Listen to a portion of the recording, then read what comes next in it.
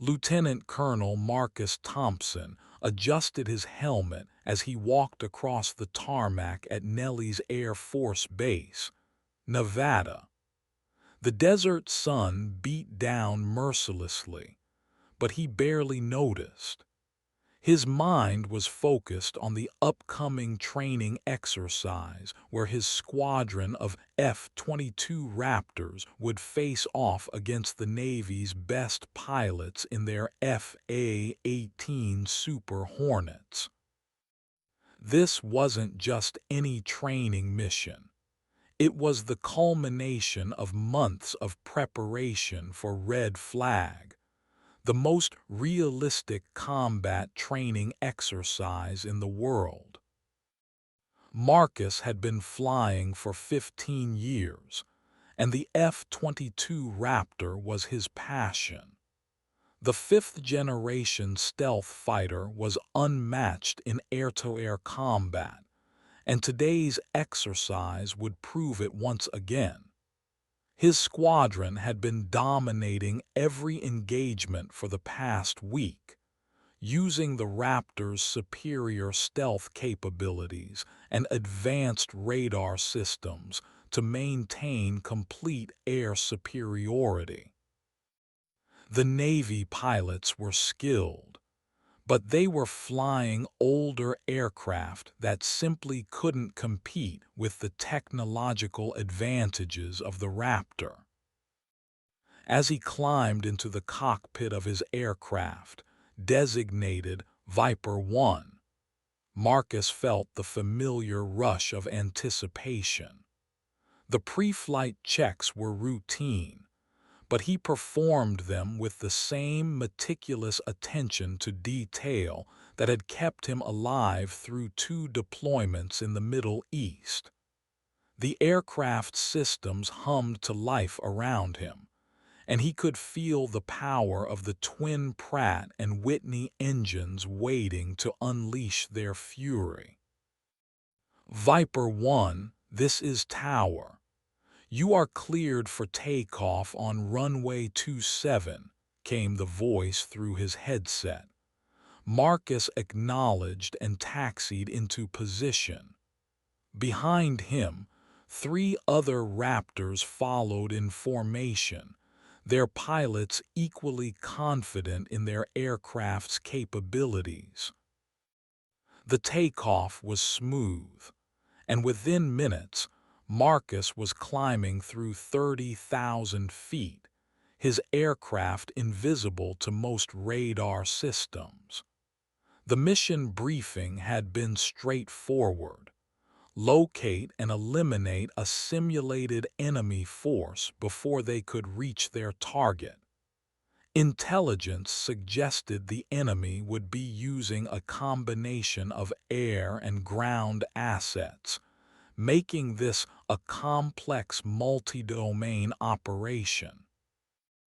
As they reached their patrol altitude, Marcus activated his aircraft's AN/APG-77 radar system.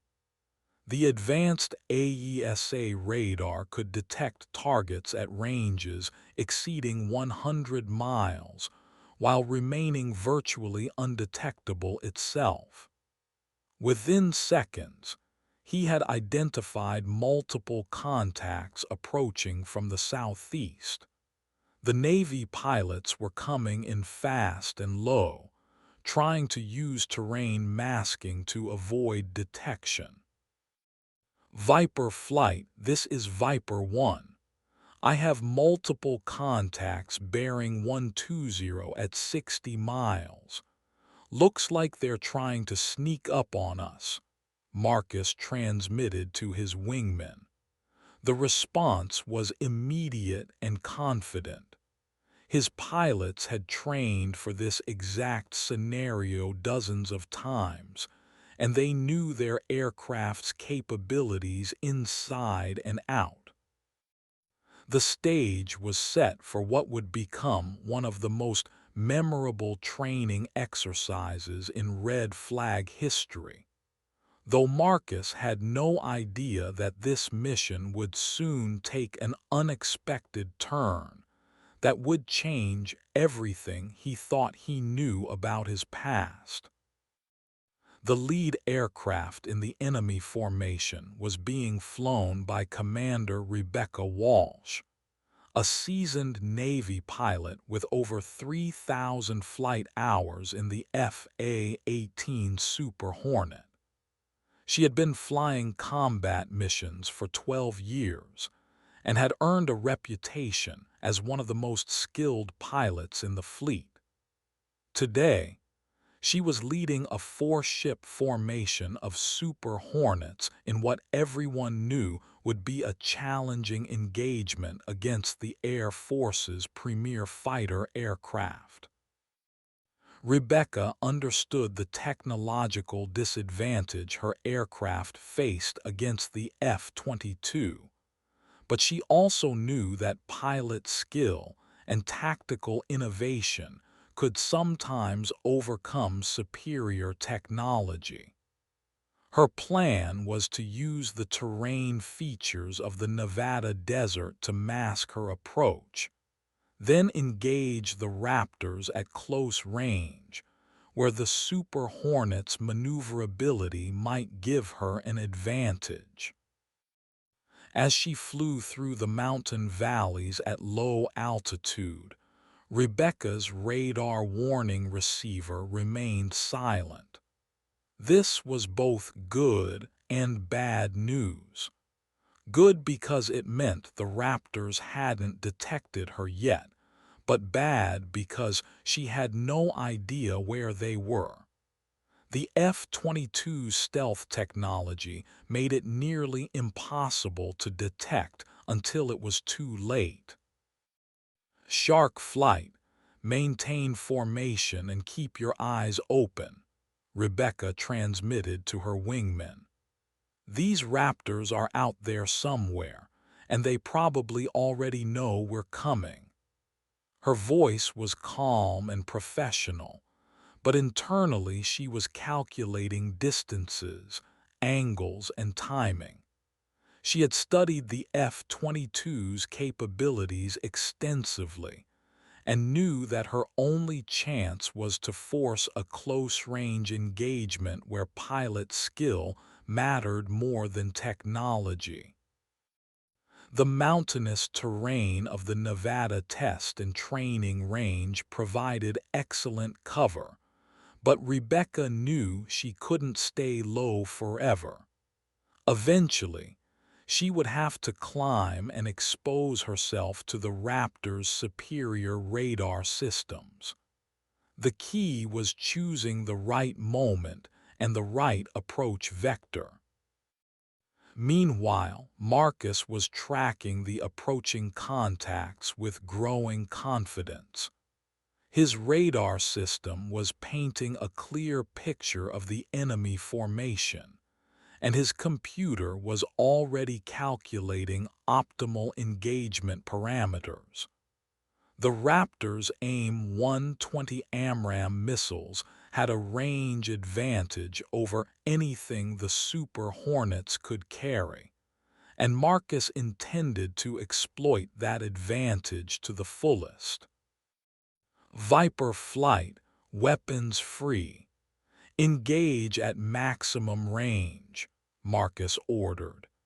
His finger moved to the weapon release button as his aircraft's fire control system locked onto the lead Super Hornet. The engagement was about to begin, and Marcus was certain of the outcome. But war, even simulated war, has a way of humbling even the most confident warriors. As the first missiles flew through the desert air, neither Marcus nor Rebecca could have imagined how this training exercise would soon become something much more personal and profound than either of them had anticipated. The first volley of AMRAAMs streaked through the sky at Mach 4, their advanced guidance systems homing in on the Super Hornets below. Marcus watched his displays with satisfaction as the missiles tracked their targets. At this range, the Navy pilots would have very little warning before impact. The Raptors' stealth technology had allowed them to achieve the perfect ambush position. Rebecca's radar warning receiver suddenly came alive with urgent tones. "Missiles inbound," she called out, immediately braking hard left and dispensing chaff and flares. Her wingmen followed suit, their formation scattering as they attempted to evade the incoming threats. The Super Hornet's electronic warfare systems kicked into high gear, trying to jam the missile's guidance systems. 3 of the 4 AMRAAMs found their marks, registering simulated kills on the training computers. Only Rebecca's aircraft remained, having successfully evaded the missile meant for her through a combination of skilled maneuvering and electronic countermeasures. But she was alone now, facing 4 F-22s with no backup. Most pilots would have declared the exercise over and returned to base. But Rebecca Walsh was not most pilots. She had a reputation for never giving up, and she wasn't about to start now. Instead of retreating, she turned directly toward the Raptors and began climbing, her aircraft's twin engines roaring at maximum power. "Viper 1, looks like we missed one," came the voice of Marcus's wingman over the radio. "She's coming straight at us." There was a note of surprise in the pilot's voice. The expected outcome had been a clean sweep, not a lone Super Hornet attempting a head-on attack against 4 F-22s. Marcus frowned as he watched his radar display. The remaining Super Hornet was indeed climbing rapidly and heading directly toward his formation. It was either a desperate last-ditch effort or a carefully planned tactical move. Either way, he had to respect the Navy pilot's courage. "Stay in formation and prepare for close combat," Marcus ordered. "This pilot has some serious skills." He adjusted his aircraft's position slightly, ensuring he maintained the altitude advantage while keeping his wingmen in supporting positions. Rebecca's plan was audacious in its simplicity. She would climb rapidly while staying just outside the Raptors' missile engagement envelope, then use her aircraft's superior turning radius to force a close-range dogfight. The F-22 was designed for beyond visual range combat, and while it was certainly capable in a dogfight, the Super Hornet's lighter weight and different aerodynamic characteristics might give her an edge in a turning fight. As she climbed through 25,000 feet, Rebecca could see the Raptors on her radar display. They were maintaining their formation, probably expecting her to break off the attack at any moment. Instead, she continued climbing, her aircraft's engines straining against the thin air at high altitude. The gap between the two formations closed rapidly. Marcus found himself genuinely impressed by the Navy pilot's tactical acumen.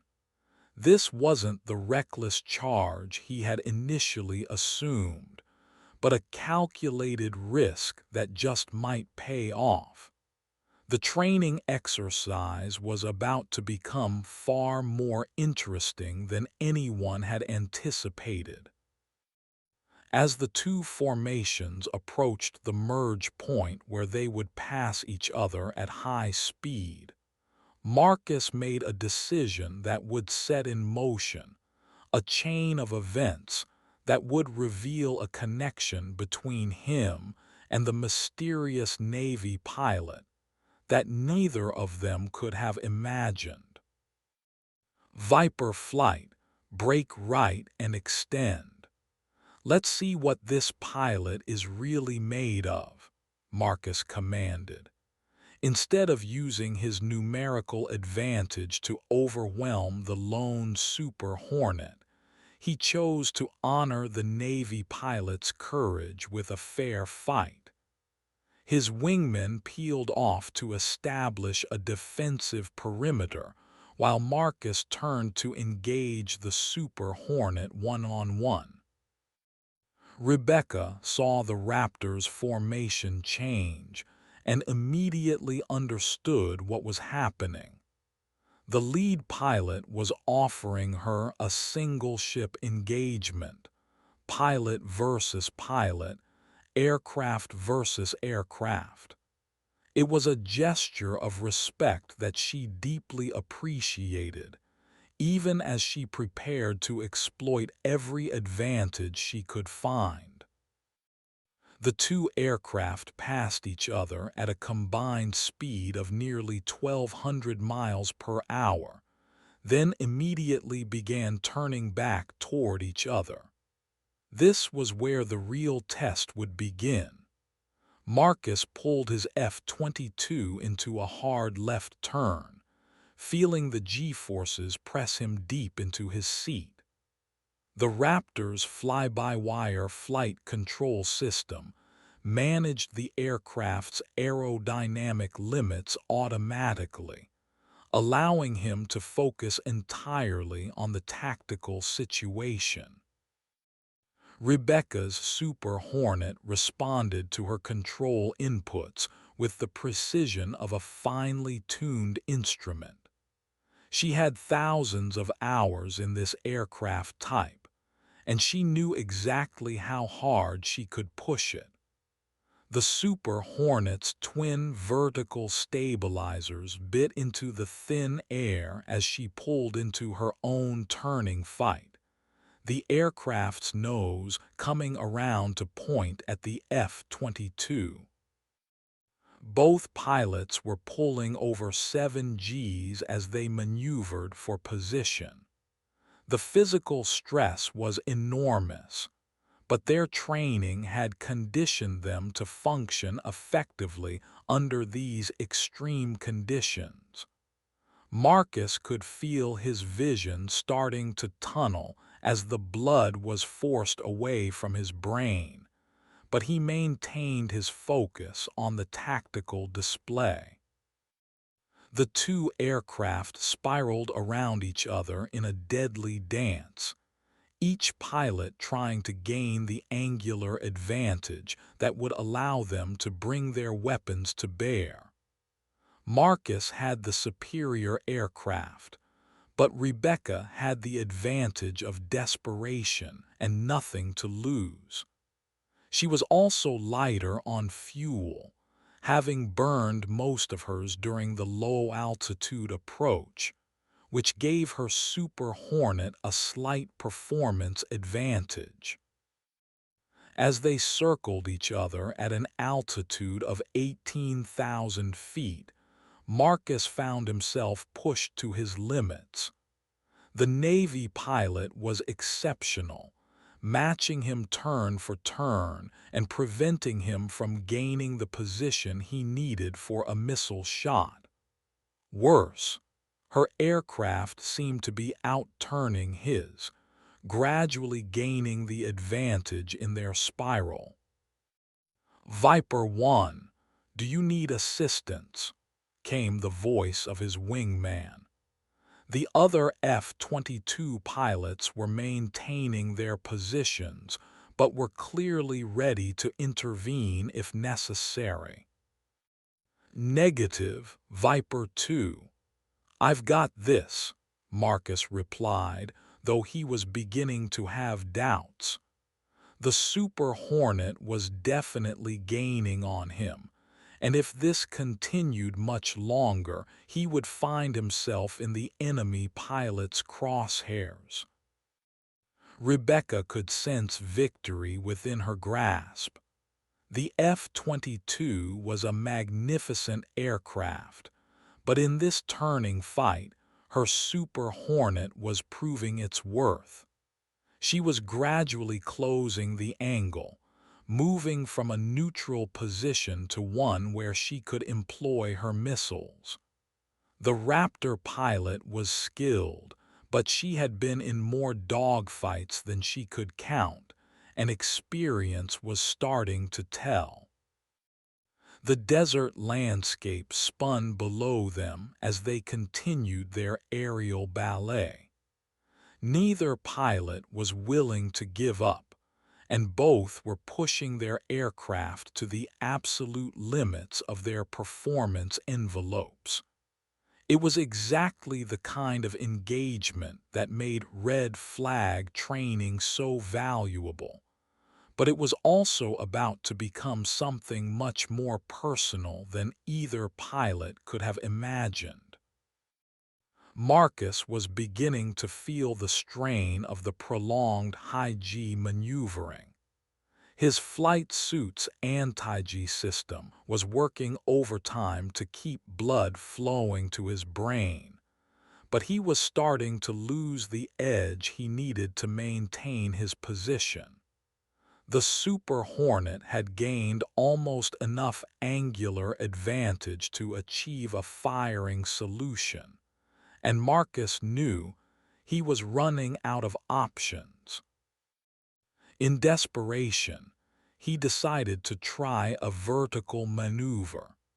Instead of continuing the horizontal turning fight, he pulled his F-22's nose up into a steep climb, using the aircraft's superior thrust-to-weight ratio to gain separation. The Raptor's twin engines roared at maximum power as Marcus climbed almost vertically, hopping to reset the engagement geometry. Rebecca recognized the maneuver immediately and countered by pulling her Super Hornet into a high-G climb of her own. She couldn't match the F-22's climb rate, but she didn't need to. By maintaining her current flight path, she would be in perfect position to engage the Raptor when it reached the top of its climb and became vulnerable. Marcus topped out at 28,000 feet and rolled inverted, looking down at the Super Hornet below. The Navy pilot had anticipated his move perfectly and was now in an ideal position to attack. As he began his descent, Marcus realized he had made a tactical error. The vertical maneuver had given his opponent exactly what she needed. Viper 1, Fox 2, came Rebecca's voice over the radio as she launched a simulated AIM-9 Sidewinder missile. The training computer immediately registered the shot as valid, and Marcus's aircraft systems indicated a successful hit.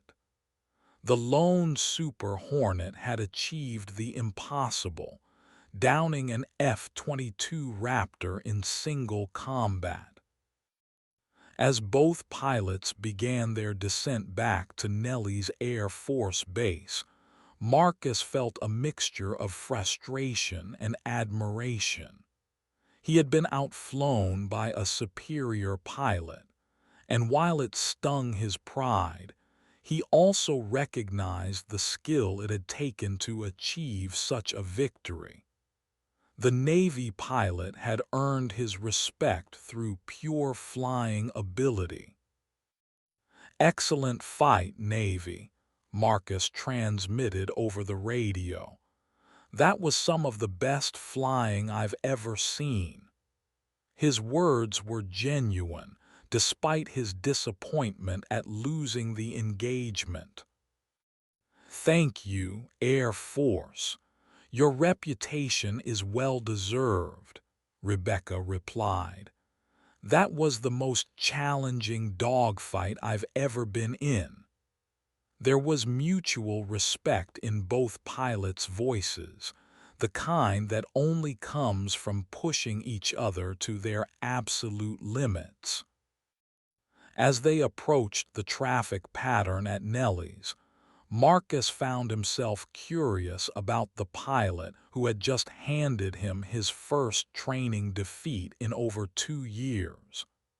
The post-flight debrief would be interesting, and he was looking forward to meeting the Navy pilot face to face. Neither Marcus nor Rebecca realized that their paths had crossed before, decades earlier, in a way that would soon shock both of them to their core. The training exercise was over, but the real story was just beginning. The debriefing room at Nellie's Air Force Base was filled with pilots from both services, their flight suits still damp with sweat from the intense aerial combat. Marcus sat across from Commander Rebecca Walsh, seeing her face for the first time since their epic dogfight. She was younger than he had expected, probably in her early 30s, with short brown hair and intelligent green eyes that seemed to take in everything around her.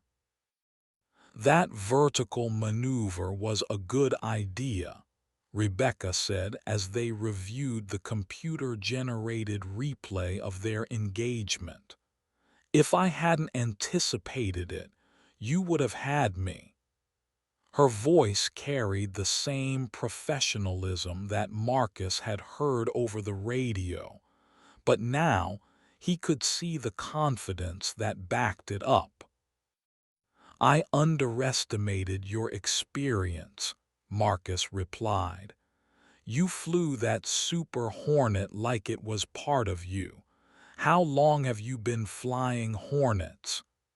He was genuinely curious about the pilot who had beaten him so decisively.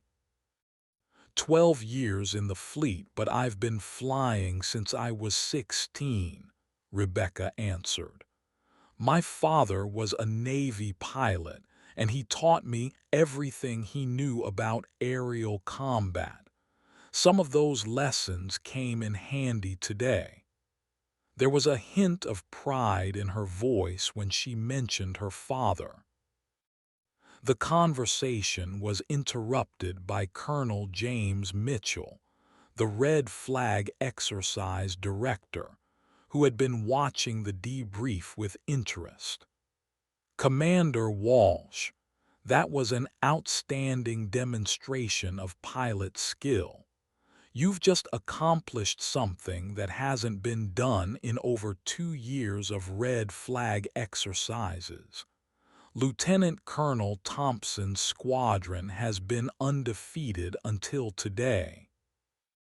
Marcus nodded in acknowledgement. The commander earned this victory fair and square. "I learned more from that 15-minute dogfight than I have from months of training." He meant every word, despite the sting to his professional pride. After the formal debrief concluded, Marcus found himself walking with Rebecca toward the base cafeteria. The desert evening was cooling down, and the setting sun painted the mountains in shades of red and gold. It was a beautiful sight, But Marcus's attention was focused on the conversation with his former opponent. "You mentioned your father was a Navy pilot," Marcus said. "Is he still flying?" He was making conversation, but he was also genuinely interested in learning more about the family that had produced such an exceptional pilot. Rebecca's expression grew slightly melancholy. "He died in a training accident when I was 22. A Tomcat accident during a carrier landing. He was one of the best pilots in the Navy, and losing him was devastating for our family." She paused, then continued, "But he taught me to never give up, no matter how bad the odds look. That's what I was thinking about today when I decided to take on your entire formation." Marcus felt a pang of sympathy for her loss. Military aviation was inherently dangerous, and every pilot knew that each flight could be their last. "I'm sorry for your loss. He must have been an incredible pilot to have trained you so well. What was his name? I might have known him through the aviation community." "Commander David Walsh. He flew F-14s for most of his career, based out of Oceana. Before that, he was stationed at Miramar back in the 80s. Rebecca's voice carried a mixture of pride and sadness as she spoke about her father. The name didn't ring a bell for Marcus, but that wasn't surprising. The aviation community was large, and their careers had probably never intersected. Still, he filed the information away, thinking he might look up Commander Walsh's service record later out of curiosity. They reached the cafeteria and found a table near the window overlooking the flight line. The base was winding down for the evening, with ground crews performing maintenance on the various aircraft parked on the ramp.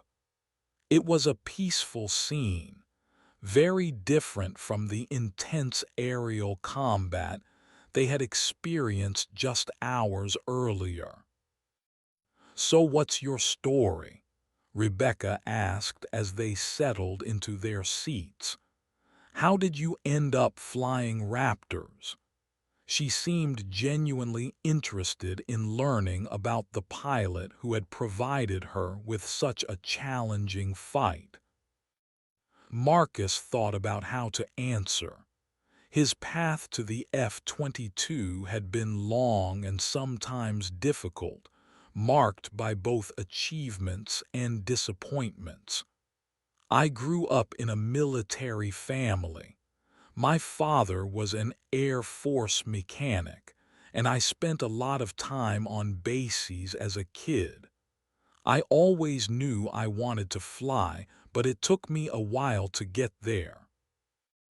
As he spoke, Marcus found himself remembering his childhood, particularly the years his family had spent at various Air Force bases around the country. Those had been formative years, and many of his earliest memories were tied to military aircraft and the people who flew and maintained them. "Where did you grow up?" Rebecca asked. "I'm always curious about other military brats and how they ended up in aviation." There was a sense of kinship in her voice, the understanding that comes from shared experiences of military life. "All over, really. We moved every few years, but I spent some of my most important childhood years at Oceana Naval Air Station. My dad was doing some kind of cross-service training program there. Marcus paused, a distant look in his eyes. Those were good years. I used to spend hours watching the F-14s take off and land. That's probably where I really fell in love with flying. Rebecca's expression changed slightly at the mention of Oceana, though Marcus didn't notice. She was doing the math in her head, trying to figure out when Marcus might have been there as a child.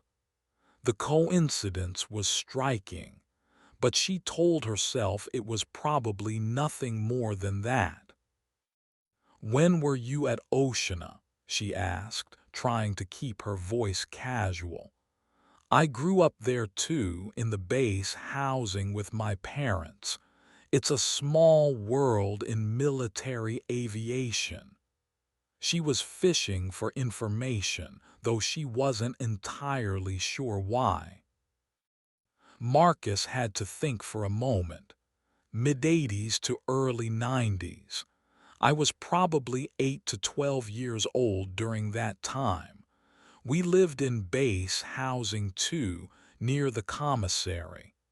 I remember there was a playground where all the kids used to hang out after school. His voice carried the warmth of fond childhood memories. The coincidence was becoming more striking, but Rebecca still wasn't ready to make any assumptions.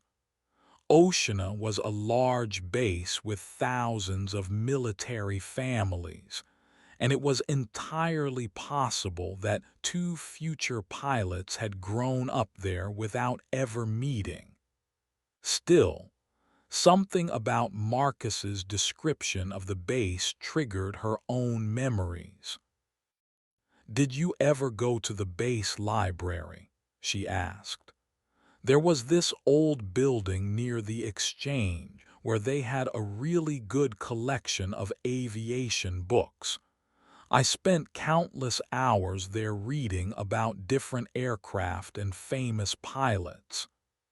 She was testing now, looking for some connection that might explain the strange sense of familiarity she felt. "Every chance I got," Marcus replied immediately. "That librarian, Mrs. Henderson, used to let me check out as many books as I wanted.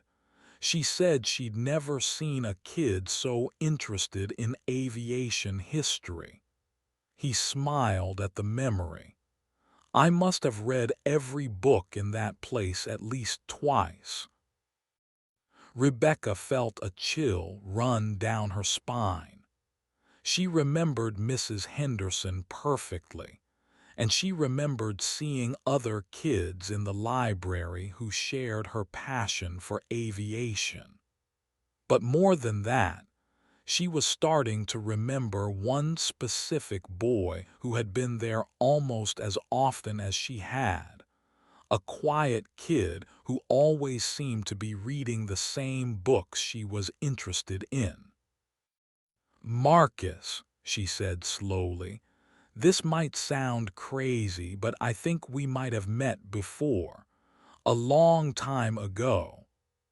Her voice was uncertain, as if she was still processing the implications of what she was beginning to suspect. Marcus looked at her with new interest. "Really? I don't remember meeting you, but then again, I was pretty young. What makes you think we met?" He was curious now, wondering if there was more to this coincidence than he had initially thought. Rebecca took a deep breath, trying to organize her thoughts. "There was a boy who used to be in the library at the same time I was. He was always reading about fighter jets and military history.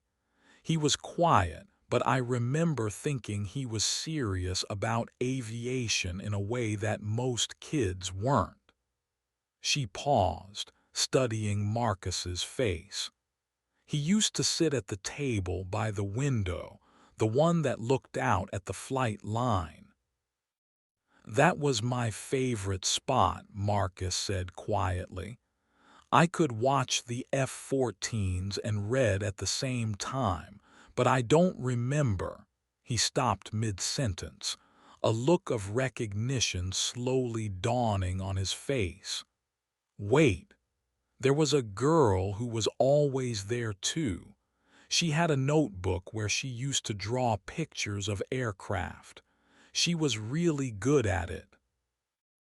"I still have that notebook," Rebecca said, her voice barely above a whisper. "I drew hundreds of pictures of F-14s and other aircraft. I was so proud of those drawings." She was staring at Marcus now, seeing not the accomplished fighter pilot but the quiet boy from her childhood memories.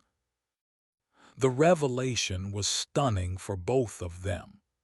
Here they were, two of the most skilled pilots in their respective services, and they had known each other as children.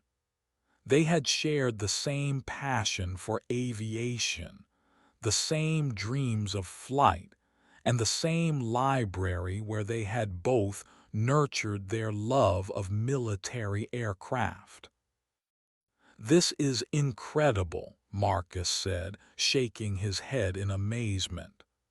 "We were both there, both dreaming of becoming pilots, both reading the same books. And now, 30 years later, we meet again in an F-22 versus FA-18 dogfight. What are the odds?" Rebecca laughed, a sound that was equal parts amazement and joy. "My father always said that aviation was a small world, but this is ridiculous. We've been following parallel paths our entire lives without even knowing it." She was beginning to remember more details about the boy from the library, and they all seemed to fit with the man sitting across from her. "Do you remember the last day you were at the library?" Marcus asked. "I think I might remember something about that." His expression had become more serious, as if he was recalling something important. "Very clearly," Rebecca replied. "It was the day before we moved to a new base. I was sad about leaving, and I went to the library one last time to say goodbye to Mrs. Henderson. That's when I saw something that I've never forgotten." She paused, her eyes locked on Marcus's face. "Someone had carved something into the windowsill at my favorite table. It was small, just a few words, but it meant something to me." Marcus felt his heart begin to race. He knew exactly what she was talking about because he had been the one to carve those words. It had been a moment of childhood impulse, a way to leave some mark of his time at the library. He had never told anyone about it, and he had assumed it would be discovered and removed long ago. "What did it say?" he asked, though he already knew the answer. "It said, 'Fly Navy,'" Rebecca replied. Which was strange because we were on a Navy base, and most of the kids there were Navy brats. But for some reason, those words stuck with me. I used to think about them whenever I was having doubts about my ability to become a pilot. It was like someone was encouraging me to keep pursuing my dreams." Marcus felt emotions welling up inside him that he hadn't experienced in years.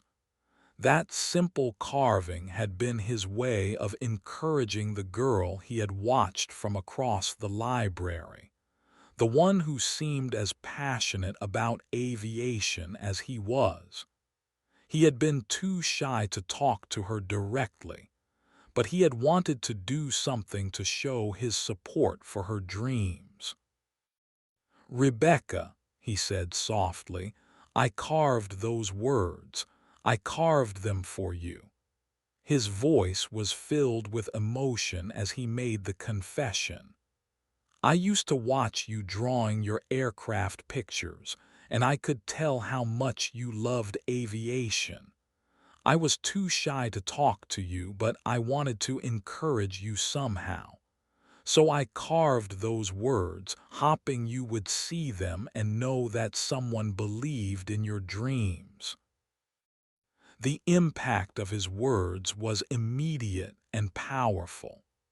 Rebecca felt tears forming in her eyes as she realized that the encouragement she had carried with her for 30 years had come from the boy who had just become her greatest aerial opponent, and was now revealing himself to have been her first supporter.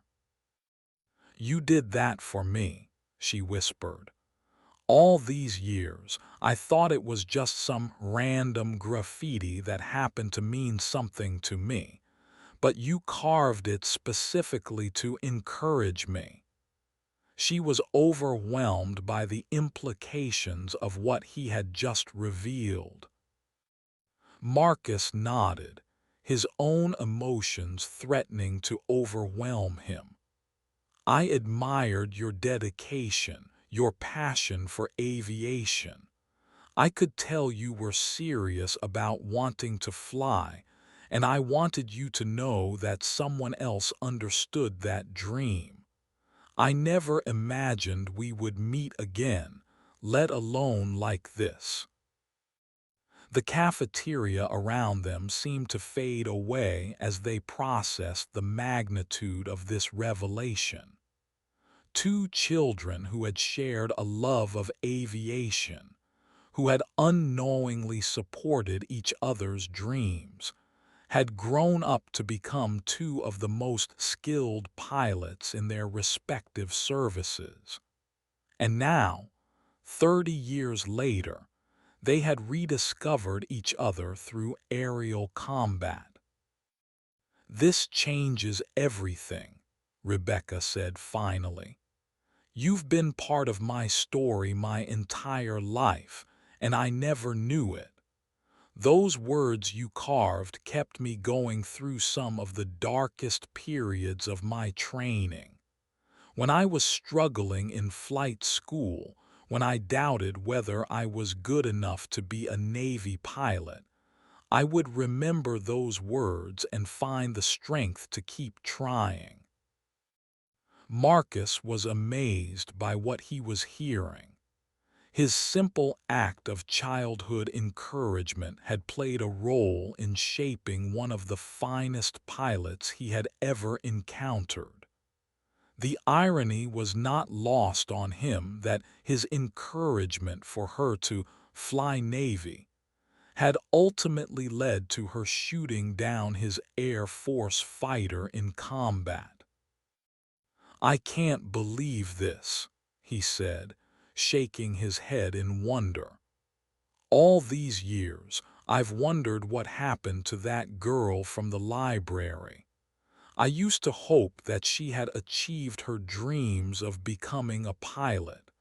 And now I find out that not only did she become a pilot, but she became good enough to beat me in a dogfight." Rebecca laughed through her tears. "Your encouragement worked better than you could have imagined.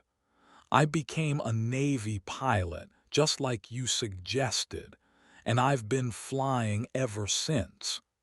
And today, I used all the skills that dream inspired me to develop to defeat the very person who first believed in me." The conversation continued late into the evening, with both pilots sharing stories of their respective careers and marveling at the coincidences that had brought them together. They discovered that their paths had crossed in several other ways over the years, always just missing each other until this moment. As they talked, Marcus began to realize that meeting Rebecca again was more than just a coincidence.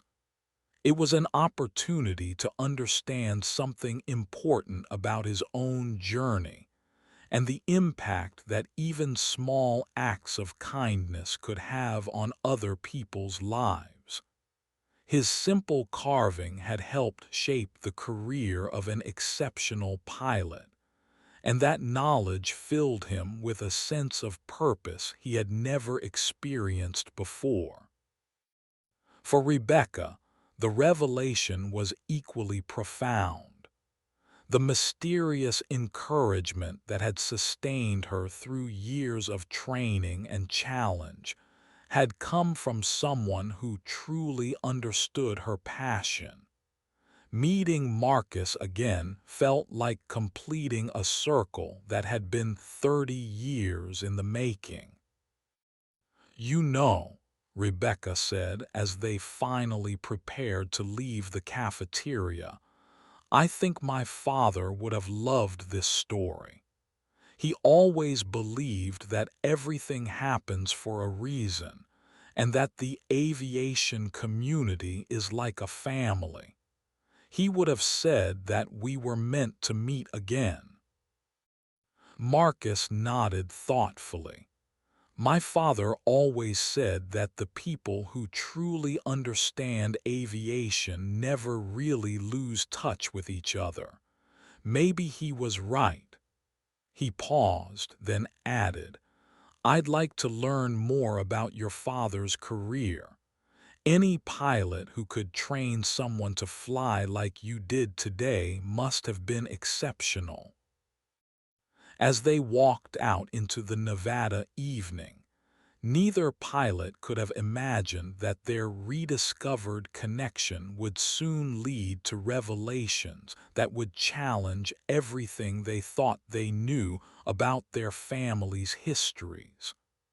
The story of their childhood encounter was remarkable enough, but it was only the beginning of a much larger and more complex tale. The next morning, Marcus found himself in the base archives, looking up information about Commander David Walsh.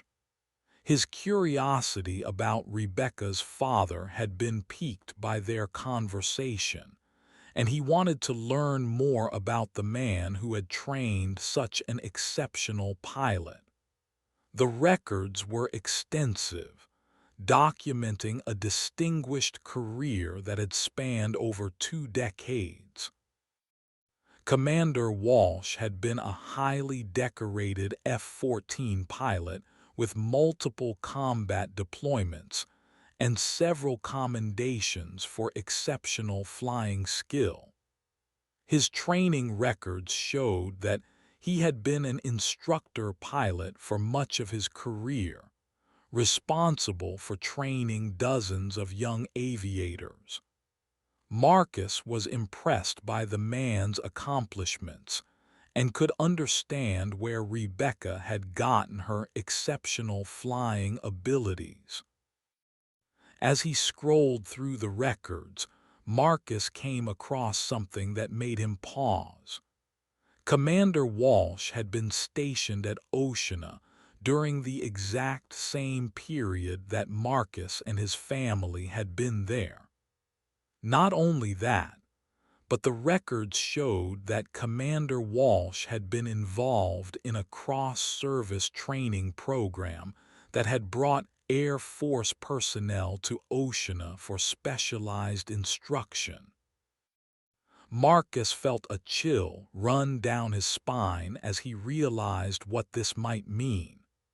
His father had been at Oceana for a cross-service training program during the same period. The coincidence was too striking to ignore, and Marcus began to wonder if there was more to his family's connection to the Walsh family than he had previously realized.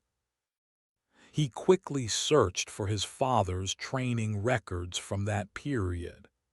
Senior Master Sergeant Robert Thompson had been selected for a specialized avionics training program that had taken him to Oceana for 6 months. The program had been designed to cross-train Air Force technicians on Navy systems, and it had been considered a prestigious assignment. As Marcus read through his father's records, he found references to working with various Navy pilots and instructors. The names were mostly unfamiliar, but then he found it. A reference to working with Commander David Walsh on a project involving advanced F-14 avionics systems. Marcus sat back in his chair, stunned by the implications. His father had worked directly with Rebecca's father 30 years ago. The two military families had been connected in ways that neither he nor Rebecca had realized. The coincidence was so extraordinary that it seemed almost impossible to believe. He immediately called Rebecca, who was preparing for another training flight. "Rebecca, I need to talk to you about something. I've been looking into your father's service records, and I think our family's connection goes deeper than we realized." "What do you mean?" Rebecca asked, her voice filled with curiosity and concern. "My father worked with your father at Oceana. They were both part of the same cross-service training program. I'm looking at the records right now, and they collaborated on several projects together." Marcus could barely contain his excitement as he shared his discovery. Rebecca was quiet for a long moment, processing this information. "That's impossible," she said finally. "My father never mentioned working with any Air Force personnel. He would have told me if he had known your father." "Maybe he did mention it, but in a way that didn't seem significant at the time," Marcus suggested. "Can you remember him talking about any Air Force people he worked with? Any stories about cross-service training or joint projects?" Rebecca thought carefully, trying to recall her father's stories about his time at Oceana. He had told her many stories about his flying experiences, but she had never paid much attention to the technical side of his work. He used to talk about working with ground crews and technicians, but I was always more interested in the flying stories. Let me think. She paused, searching her memory for any reference to Air Force personnel. "Wait," she said suddenly. "There was someone he mentioned a few times. An Air Force sergeant who was exceptionally skilled with avionics. He said the guy was one of the best technicians he'd ever worked with, and that he had learned a lot from him." Marcus felt his heart racing. "Do you remember the name?" "I think it was Thompson," Rebecca said slowly. "Sergeant Thompson. My father said he was a quiet man who really knew his stuff, and that he had a son who was interested in aviation. He used to say that the boy had the makings of a good pilot."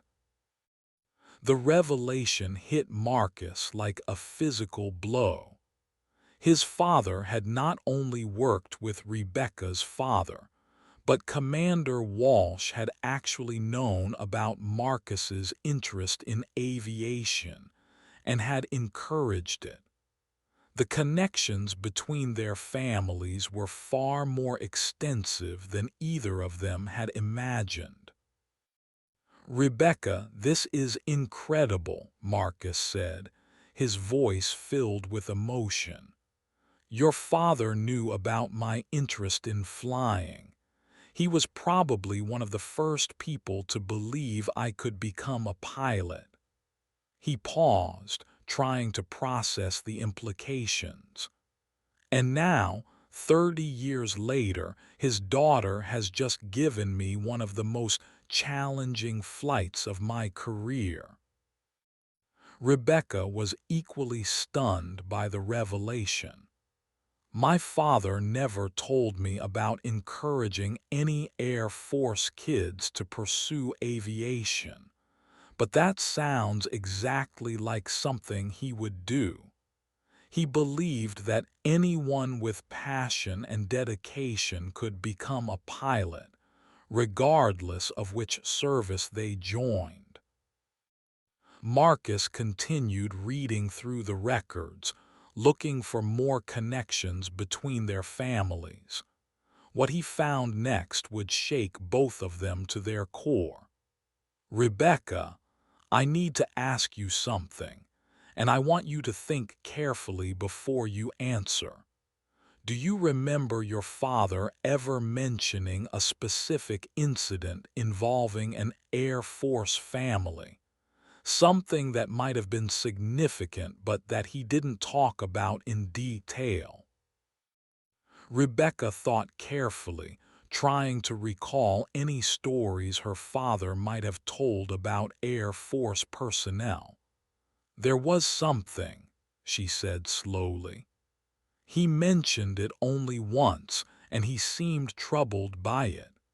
He said there had been an Air Force family that had experienced some kind of difficulty, and that he felt bad about not being able to help them more. But he never gave me details." Marcus felt a knot forming in his stomach. He had a terrible suspicion about what that incident might have been, and he wasn't sure he wanted to know the truth. "What kind of difficulty?" he asked quietly. "I don't know," Rebecca replied. "He just said that sometimes good people get caught up in situations that aren't their fault, and that he wished he could have done more to help. It was one of the few times I saw him really upset about something that had happened at work." Marcus closed his eyes, trying to summon the courage to ask the question that might change everything. "Rebecca, I need to tell you something about my family's time at Oceana, something that I've never talked about with anyone." His voice was barely above a whisper. "What is it?" Rebecca asked, sensing the gravity of the moment. "My father was accused of theft during his time at Oceana. Someone reported that expensive avionics equipment was missing from the shop where he worked, and he was the primary suspect. The investigation lasted for months, and it nearly destroyed his career and our family." Marcus paused, the painful memories flooding back. "We had to leave Oceana suddenly, and my father was reassigned to a less prestigious position.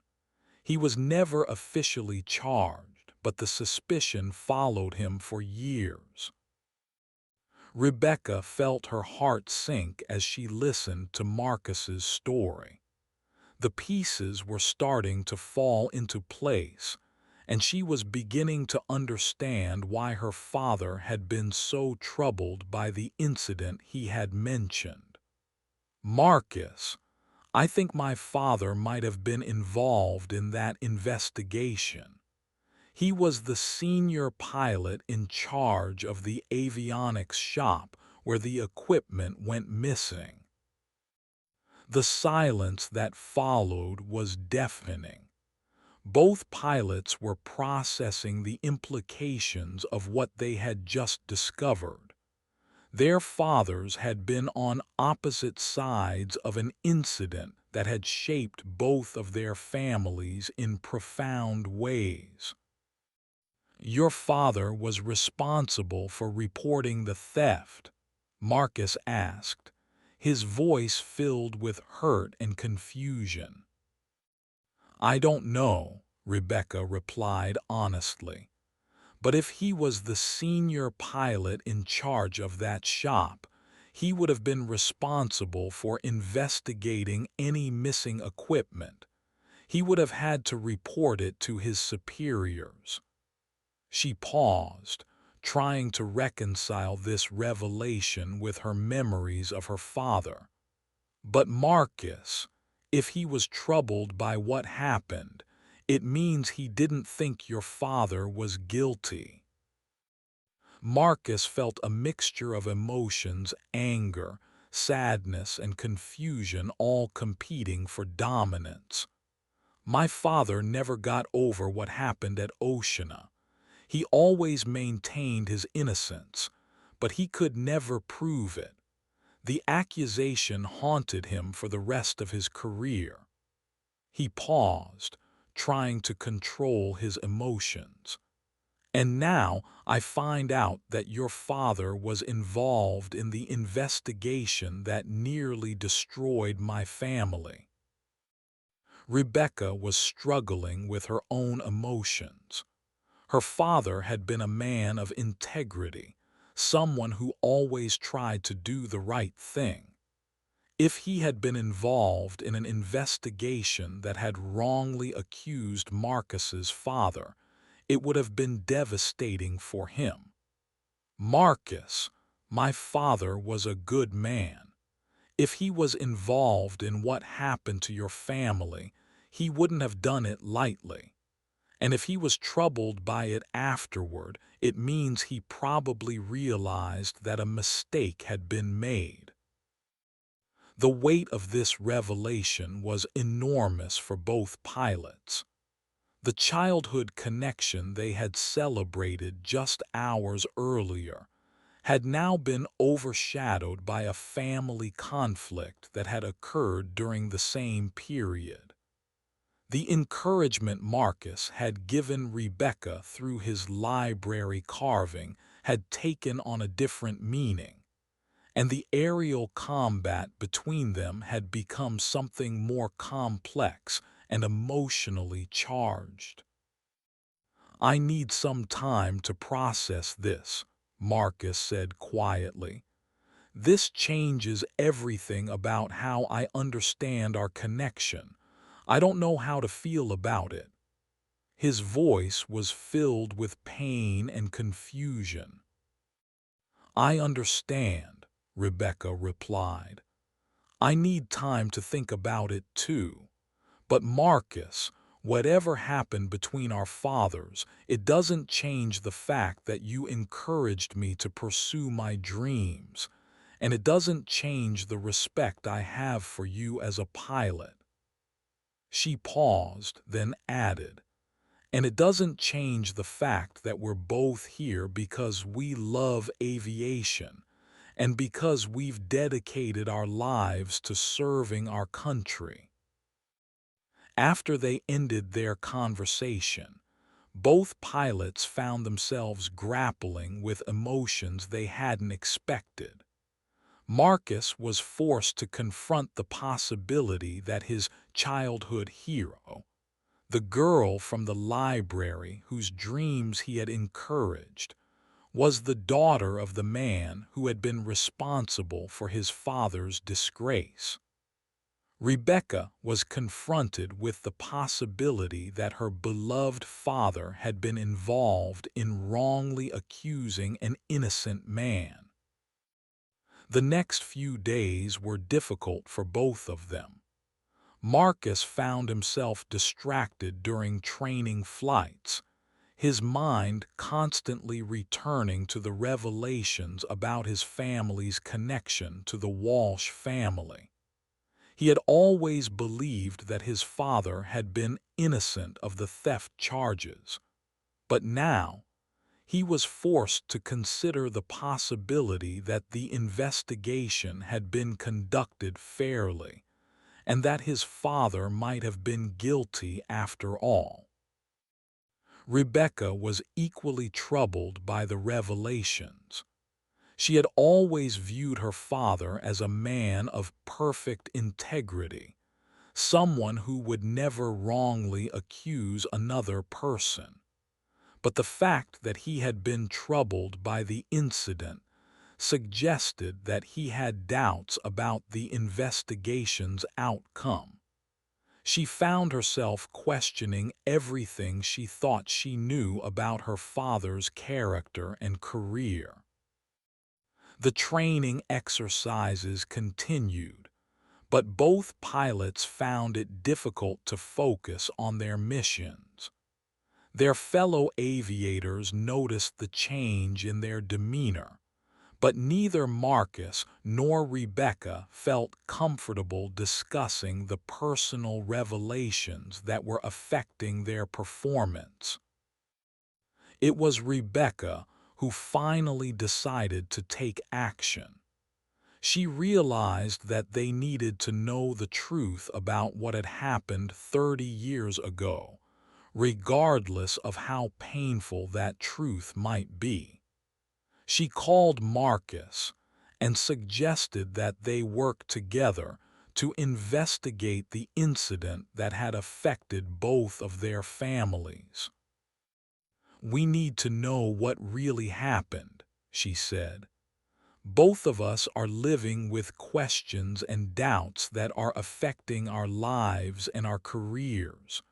We owe it to ourselves and to our fathers to find out the truth."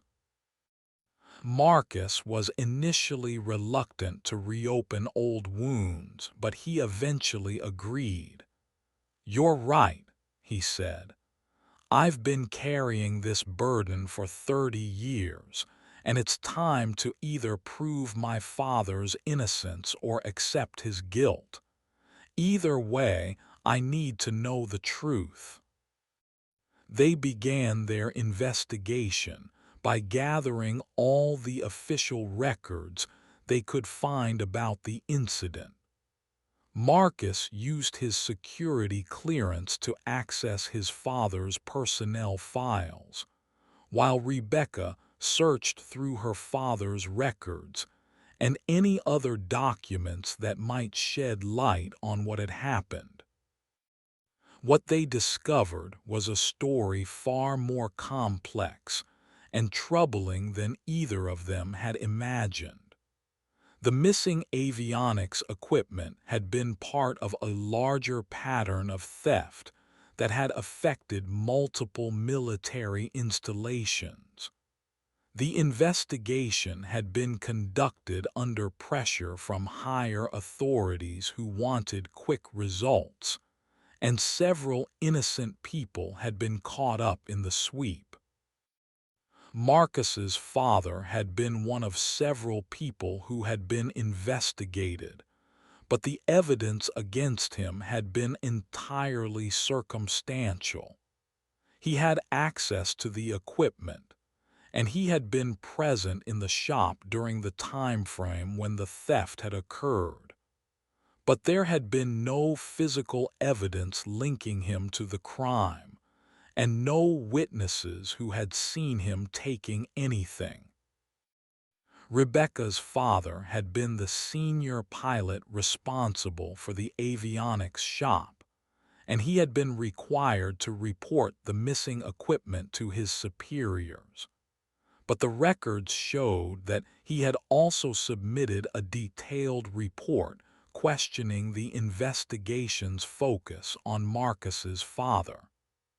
Commander Walsh had argued that the evidence was insufficient to support formal charges, and he had recommended that the investigation be expanded to include other possible suspects. The records showed that Commander Walsh had been overruled by his superiors, who wanted to close the case quickly. The investigation had been terminated with Marcus's father being reassigned, but not formally charged. It was a compromise that satisfied no one and left everyone involved feeling that justice had not been served. As they read through the documents, both pilots began to understand the full tragedy of what had happened. Marcus's father had been innocent of the charges, but he had been caught up in an investigation that had been conducted more for political reasons than for the pursuit of justice. Rebecca's father had tried to defend him, but he had been powerless to prevent the injustice from occurring.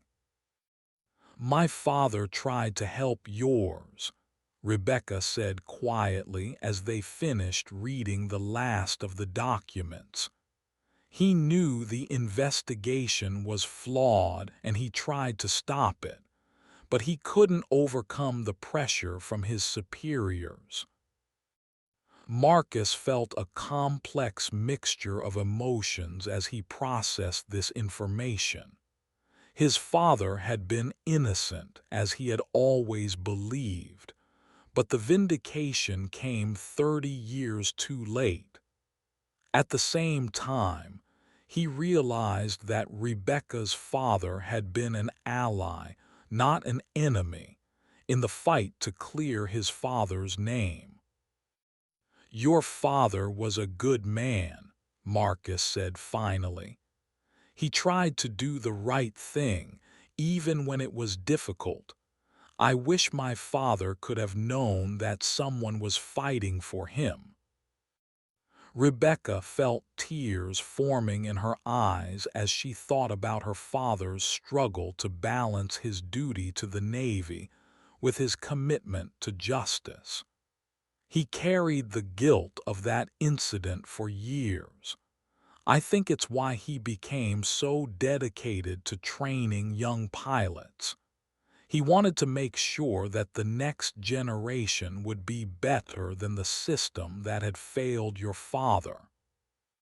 The investigation had answered many questions, but it had also raised new ones. The real thief had never been caught, and the stolen equipment had never been recovered. The case had been closed without resolution, leaving a trail of damaged careers and broken families in its wake. As they prepared to return to their respective duties, both pilots realized that their relationship had been fundamentally changed by what they had discovered. The childhood connection that had brought them together had been complicated by their family's history, but it had also been strengthened by their shared commitment to finding the truth. "Where do we go from here?" Rebecca asked as they prepared to leave the archives. Marcus thought carefully before answering. "I think we honor both of our fathers by being the kind of pilots and officers they would have wanted us to be. Your father tried to do the right thing under difficult circumstances, and my father never let false accusations destroy his integrity. We can learn from both of their examples." Rebecca nodded, understanding the wisdom in his words. "And maybe we can make sure that what happened to them never happens to anyone else. We're both in positions of leadership now, and we can use our influence to ensure that investigations are conducted fairly and that innocent people are protected." As they walked out of the archives, both pilots felt a sense of closure that they had been seeking for decades. The truth about their family's connection had been painful to discover, but it had also been liberating. They were no longer bound by the mysteries and assumptions of the past, and they could move forward with a clear understanding of what had really happened. The training exercises at Nellie's continued, but Marcus and Rebecca found that their relationship had evolved into something deeper than professional respect.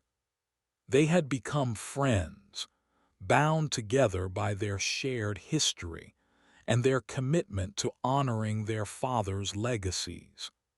Their aerial combat had taken on new meaning, representing not just a test of flying skills, but a celebration of the dreams and values that both of their fathers had instilled in them. The story of their reconnection had spread throughout the base, inspiring other pilots and ground crews with its message about the power of persistence and the importance of never giving up on your dreams. Marcus's simple act of carving "Fly Navy" into a library windowsill had become a symbol of how small acts of encouragement could have profound and lasting impacts.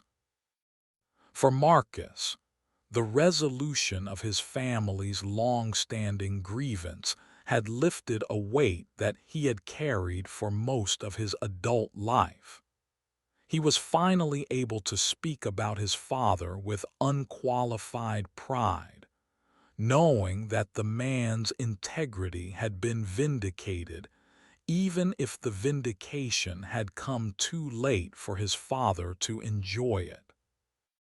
For Rebecca, the investigation had revealed new depths to her father's character and had strengthened her resolve to follow in his footsteps as a leader who would always fight for what was right, even when the odds seemed insurmountable. As the red flag exercise drew to a close, both pilots knew that their paths would diverge again.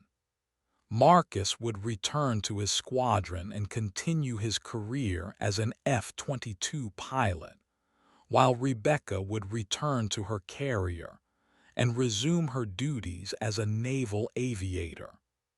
But they also knew that their connection would endure, sustained by the remarkable story of how two children who had shared a dream in a library had grown up to become two of the most skilled pilots in their respective services. The final training flight of the red flag exercise was a joint mission involving both F-22s and FA-18s working together against a simulated enemy force. Marcus and Rebecca found themselves flying as wingmen, their aircraft working in perfect harmony as they executed a complex air-to-air engagement. As they maneuvered through the Nevada sky, both pilots reflected on the journey that had brought them to this moment.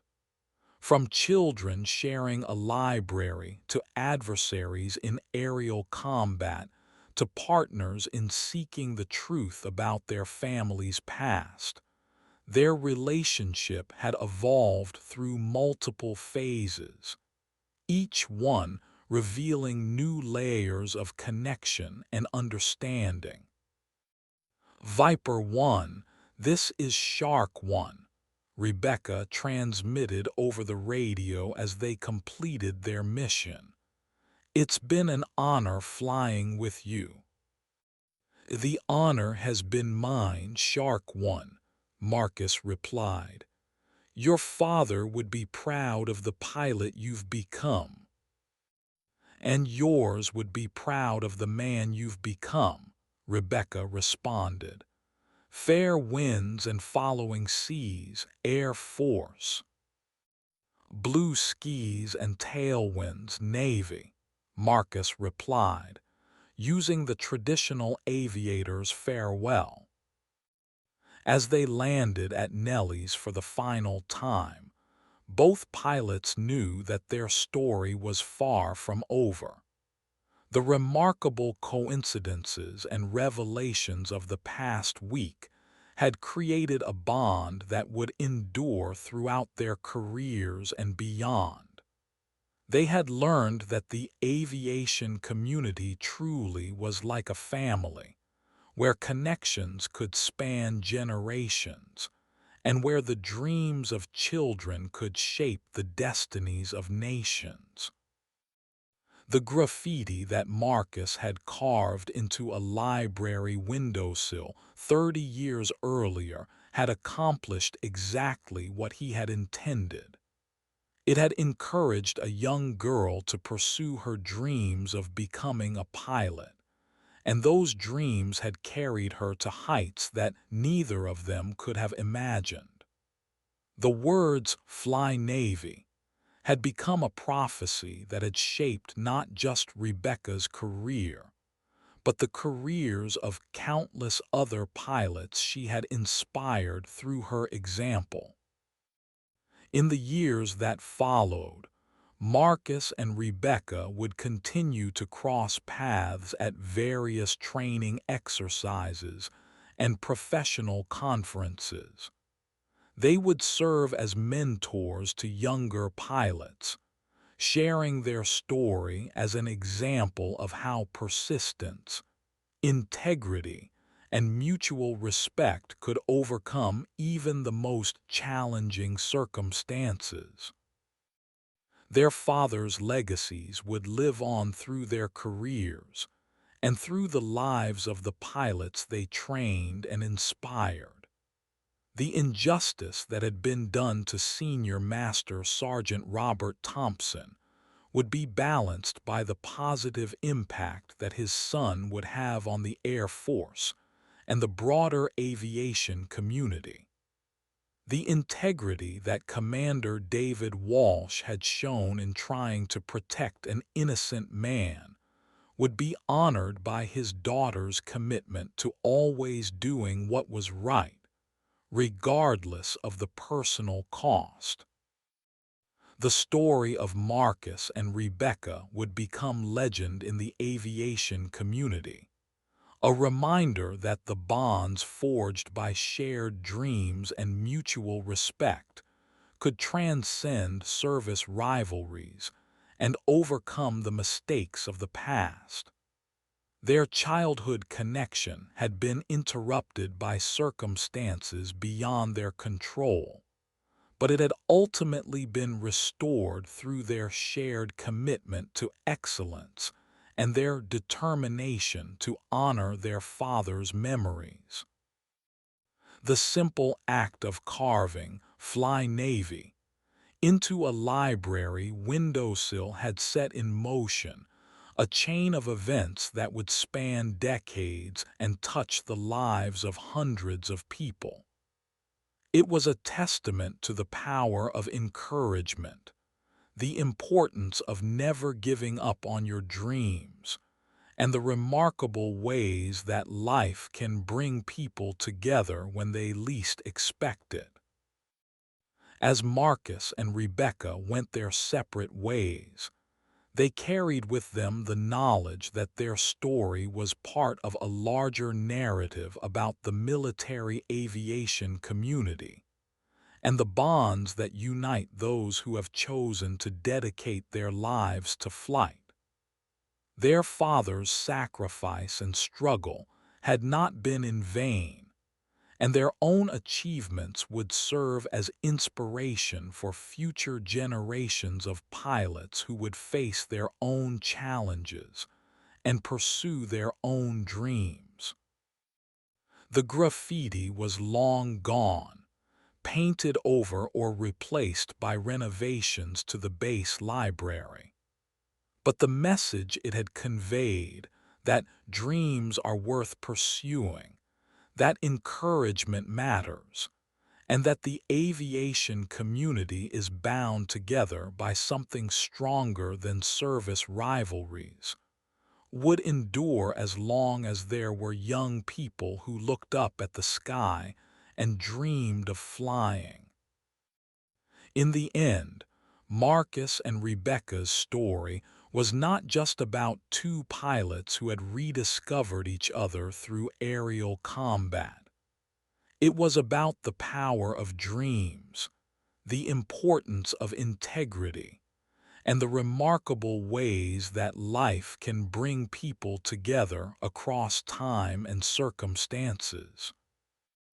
It was a story that would be told and retold in ready rooms and squadron bars, inspiring future generations of pilots to pursue their own dreams with the same dedication and passion that had brought two children from a library to the cockpits of the world's most advanced fighter aircraft. The last chapter of their story was still being written, as both pilots continued to serve their country and inspire others through their example. But the foundation of that story, a simple act of encouragement between two children who shared a dream, would remain constant. A reminder that even the smallest gestures of kindness and support can have profound and lasting impacts on the lives of others. Years later, when Marcus and Rebecca had both retired from active duty and were serving as civilian contractors and advisors, they would often reflect on the remarkable journey that had brought them together. They would speak at aviation conferences and military academies, sharing their story as an example of how the bonds forged by shared dreams and mutual respect could overcome any obstacle. Their story would become part of the oral tradition of military aviation, passed down from instructor to student, from mentor to protege. It would serve as a reminder that the aviation community is bound together by something more powerful than organizational charts or service rivalries. It is bound together by the shared dream of flight and the mutual respect that comes from pushing the boundaries of what is possible. The graffiti that started it all was gone, but its message lived on in the careers and lives of two of the most accomplished pilots of their generation. Marcus Thompson and Rebecca Walsh had proven that dreams, once encouraged, can soar to heights that no one can imagine. Their story was a testament to the power of hope, the importance of integrity, and the remarkable ways that life can bring people together when they least expect it. And somewhere, in a library at a military base, another child was probably reading books about aviation and dreaming of the day when they too would take to the skis. The cycle would continue, driven by the same dreams and aspirations that had brought Marcus and Rebecca together, and sustained by the knowledge that in the world of aviation, anything is possible for those who have the courage to pursue their dreams.